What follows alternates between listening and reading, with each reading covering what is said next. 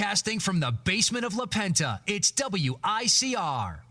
Hello, everyone. Welcome back to the Sports Wall. Jersey Joe and Big Shot Rob back in studio. And Rob, it is only fitting right now. I'm going to take us back a little bit because freshman year on one of our first shows, I'll never forget one of the first segments that we did. It was about the Kansas City Royals, and we both kind of agreed, look, this is a team that's really on the cusp of building something special.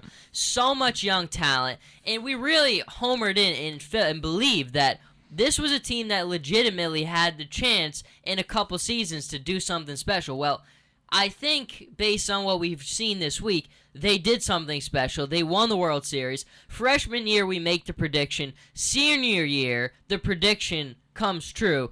Rob, take me through it. Joe, they were just miracle workers. This team, they don't quit. We go back last year, Joe.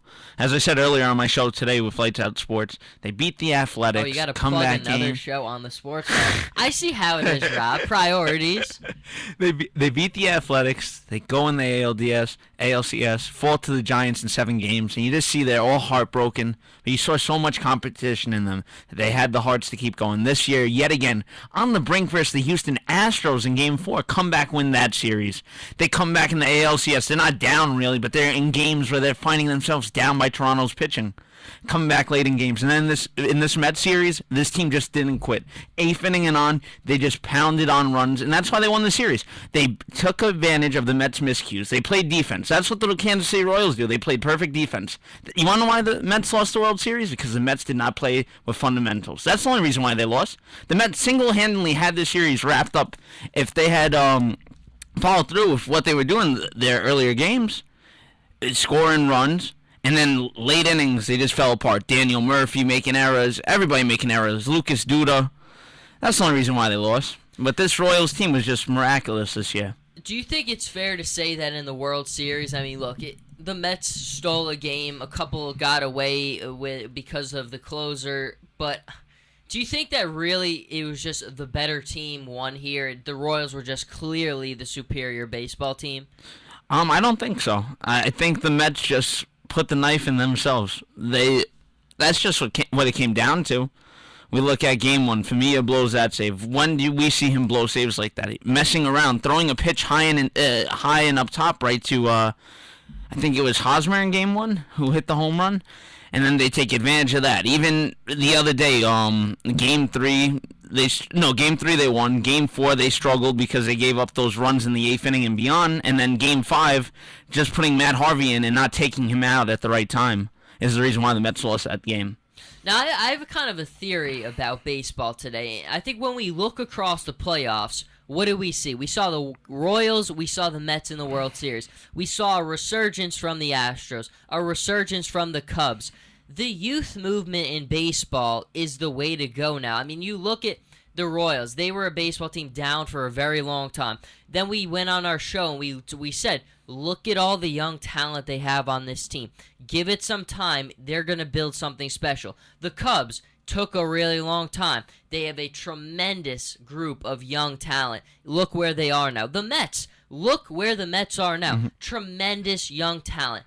To me, the winning formula in baseball today is a youth movement, having an explosion of youth coming from the farm systems. That's why the Mets are where they are. That's why the Royals are where they are as champions. Is that the formula now, Rob? The youth movement? Oh, yes, most definitely. You have to stay young. Joe, we look at going into next season, the Mets.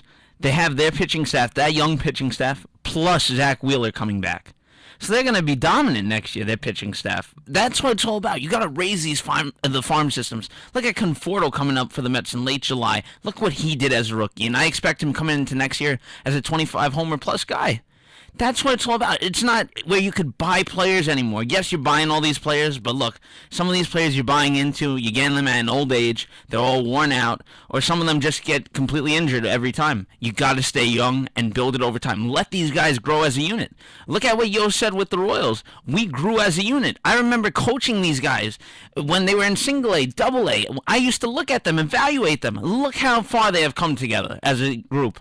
And that's what it's all about with baseball nowadays. I really do. I think you look in, you fill out the holes with those off-season players, but you build the core of your team around the young. I mean, even Yankee fans know this. When the Yankees had their supreme runs these in the 2000s, in the late 90s, that core of those teams were all built by their own players that they developed, that they brought up. That's what wins. And we look at the Royals. I mean, look, they bring in a guy like Cueto to help fill things out. But for the most part, the core of that team is built around their own guys, the guys they developed, the guys that they had in their system. That's what wins in today's MLB. But we'll stay with the Mets for a minute because you look at the amount of arms that they have, and it's really remarkable how they have such an array of talented arms.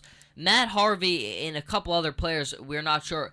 Do the Mets trade Harvey? I mean, can they get by? Let's say, do they trade Harvey for a really nice piece or something, or a couple more young prospects, and just get by with DeGrom and all the other arms that they have? I wouldn't trade him away. I think you need all 5 starters. You're going to need Matz, DeGrom, Syndergaard. You're going to need Harvey. And you know what? You need these guys. Wheeler also. Jonathan Neves cannot be a starter in this rotation whatsoever. He's a big killer for the Mets. I mean, yes, you know what? He does a decent job, but he just can't get the wins. He doesn't get the... You know what? He comes out, Joe, he'll have one good start. He'll blast 7 innings. And then the next start, throw 4 innings. And that's not what the Mets need. They need a solid 5 going farther. Look at them. They're better than... They have a better rotation than what the Braves had in the 90s. The Braves were surrounded by 3 starters. Maddox, Glavine, and Smoltz. Look at this. You have 5 solid starters. So I think you have to keep this core together. What about Cespedes? Obviously, Cespedes is the guy who kind of was the name for the Mets. Didn't have the greatest postseason, but as the second the Mets got him, really till the end of the season, he was as hot a hitter in the league as anybody. He's going to command quite the amount of money. Does he come back? See, that's the big question because it's the New York Mets show. The Mets don't like to give out big contracts whatsoever. I mean, the last big contract we've seen is David Wright, but that was just a loyalty contract for what David's been doing since 2004. The Mets don't like that. I mean, yes, Cespedes helped change this whole team around. In the playoffs, numbers really went down. I think he was playing injured at the start of the World Series. I think that's why he really struggled at that time. I mean, I would like them to bring him back, but I don't see it happening. If the Mets don't want to throw out big money, we're not going to see him back in blue and orange whatsoever. I think so, and here's... Do they need him back? Because, again, like we said there, look, it's really nice to have the players like Cespedes, the $150 million contracts, but when we look at the teams that are winning, I mean, do the Royals have a player like that on their roster? Do the Astros have a player like that? Do the Cubs have a player like that? I don't know if that's what's winning in today's MLB. Unfortunately, they do have to sign him back. They have to, because you know what it comes down to? We look at Oakland, Joe, last year, where Oakland was. Yes. They were in first place all last season. They make that trade for John Lester. You take Cespedes' bat out. You take out your cleanup hitter. You knocked your whole lineup up. 100%. And look how dead they were coming into the playoffs. The guys weren't hitting. And see what he did with the Mets. He bats cleanup. He's blasting home runs. People are getting on base. Granderson's getting on base. And you need a guy like Cespedes to come up and drive runs in. That's what his job is. And I think that's why they have to sign him back. Well, and to make things even worse, I mean, they might also be losing Daniel Murphy, who we believe, for the most part, based on how he did this postseason, is going to command quite a nice amount of money. Very difficult to see him coming back. Is he the kind of guy that you think would be worth what he might command? Something like a $15 million per year range, something like that. Oh, most definitely not. You know what? A lot of people are hyping up Daniel Murphy. Oh, he helped carry the Mets to the World Series. If you look at it, the guy does not have a great glove whatsoever. Everybody thinks he's going to be, because he had these 7 home runs in those 2 series, like, oh, he's going to hit 20 home runs now. No, he's not going to do that. He's a terrible fielder. He's one of the main reasons why the Mets lost this World Series. He's not worth anywhere close to that amount of money. I see him at a guy whose figure should be between $5 and $6 million at most. What if he goes to like an American League team? You put him at DH a little bit, you put him at third a little bit sometimes, switching it up like that. Nah, I still wouldn't. No, I don't like Murphy whatsoever. Big shot, Rob. I like it. All right, well, we will finally see on the last note for this baseball segment, the Nationals. Obviously, the Nationals were the biggest disappointment in the MLB season. I mean, people basically putting them in as essential locks at the start of the season with that when as soon as they acquired Max Scherzer with that just stacked pitching rotation that they had. But they were as big a disappointment as they came. Matt Williams, my God, I can't say enough about how poorly he's managed this team, and it's a reason that he was fired at the end of the season. But they have a new man in town, Dusty Baker, the new manager for the Nationals. Rob, what's your take on it? I like this move. Baker does not take anything, so I'm actually waiting for Jonathan Papelbon and him this year. We're going to see Baker get into Papelbon's head.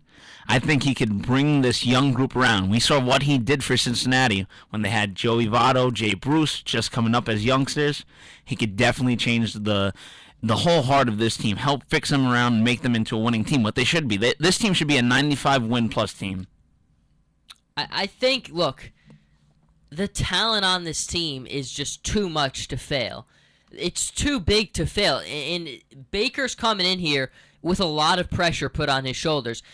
The only question mark I have is, and I believe in Baker's ability to manage, are the egos on this team just too difficult to manage? I mean, I don't know if there's a close relationship on the group on this team. I don't know if the Harpers and the Papelbons and the Scherzers, I don't know if they really get along that well. When you don't have the relationships working, that's a difficult thing to do, and we always hear it all the time. It's part of the reason why Joe Torre wasn't just a good X and O's type guy. He was a master at managing the egos, keeping everybody happy. That's half the battle as a manager as well, because baseball's so different. There's so much downtime. There's so much more time to kind of fool around and just mess around. Stuff like that is much more difficult to manage, and we'll definitely see what Baker can do there. That is going to do for this segment. Coming back strong with who else but LeBron James, a little bit of NBA. Oh, God. So buckle up. Hey, buckle up, Rob. Buckle up. We'll be right back.